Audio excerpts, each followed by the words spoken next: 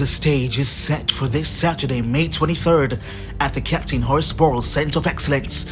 The pressure is real and the final whistle is within reach. And at 3 p.m, Frazsiers Whip enters the final leg with confidence against the Real Mona with 1 foot in the final. But in football, nothing is decided until the final whistle. Can Real Mona produce something special, or will Frazsiers Whip finish the job? The aim is to finish on high.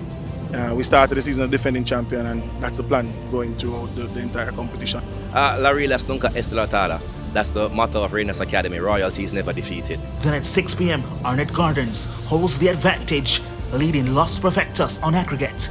One moment, one goal can change everything. Can Arnett Gardens hold their ground, or will Los Perfectos fight their way back? We just have to go back to the drawing board, try and see if we can patch up those injuries and get these players fit for the second leg.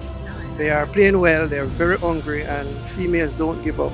They don't give up, even if they're on the system, they don't give up. And our team just have to understand that. The Jamaica Women's Premier League semi-finals second leg. Who moves on and who gets left behind?